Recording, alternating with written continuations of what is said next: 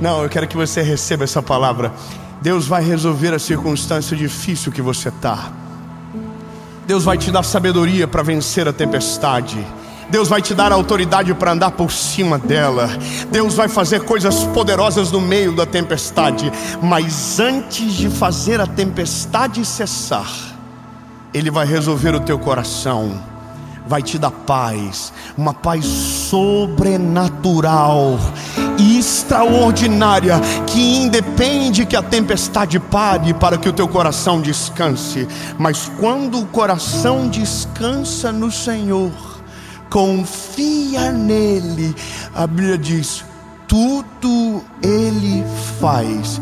Ele acalma o teu coração, e quando você descansa nele, Ele acalma a tempestade.